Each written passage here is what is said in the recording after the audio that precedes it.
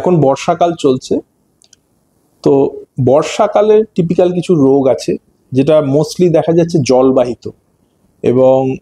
তার মধ্যে এবারে একটু ডায়রিয়ার ঘটনা শহরাঞ্চলে কিন্তু বহু দেখা যাচ্ছে, এবং বেশ কিছু রুগী ভর্তিও হচ্ছেন এই ডায়রিয়ার সমস্যা নিয়ে।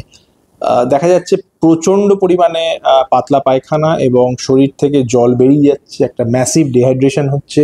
এবং বিশেষত যাদের অন্যান্য সমস্যা আছে, যাদের ব্লাড প্রেশার আছে, যাদের করোনারি ডিজিজ আছে, যাদের লিভারের সমস্যা আছে, তাদের ক্ষেত্রে কিন্তু ব্লাড প্রেশার পড়ে যাওয়াটা মোটেই ভালো হচ্ছে না। তো খেয়াল রাখতে হবে যে আমরা বাইরের খাবারগুলো একটু যদি অ্যাভয়েড করতে পারি এই সময়টাতে, বাইরের জলটা বিশেষ করে, এবং শুধুমাত্র ডায়রিয়া নয়, টাইফয়েড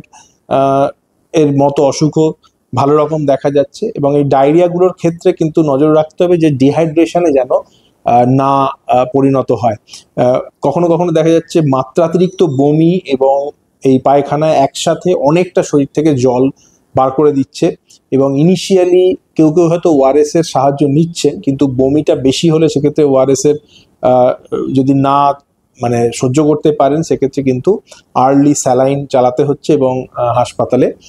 ভর্তি হয়ে ট্রিটমেন্ট করতে হচ্ছে। তো এই ডিহাইড্রেশন হওয়ার আগে কিন্তু ডায়রিয়াটাকে শনাক্ত করুন, এবং যদি মনে হয় যে প্রচণ্ড পরিমাণে আমাদের শরীর থেকে জল বেরিয়ে যাচ্ছে এবং আপনারা অসুস্থ হয়ে যাচ্ছেন, শরীরে ক্র্যাম্প হচ্ছে, মাসেল ক্র্যাম্প হচ্ছে, ব্লাড প্রেশার কমে যাচ্ছে, পেচ্ছাপ আপনার কম হচ্ছে, সেক্ষেত্রে কিন্তু সত্বর হাসপাতালে যোগাযোগ করুন। আর্লি হাইড্রেশন থেরাপি সব থেকে ভালো উপকার দেয়, এবং বেশ কিছু অ্যান্টিবায়োটিক কখনো কখনো দিতে হচ্ছে, কিছু কিছু জায়গাতে কলেরাও আমরা দেখতে পাচ্ছি, সেক্ষেত্রে অ্যান্টিবায়োটিক কাজ করছে। আর মোস্ট অফ দ্য টাইম এই শুধুমাত্র স্যালাইন কিংবা ওআরএস দিলেই কিন্তু এই সমস্যাগুলো থেকে আমরা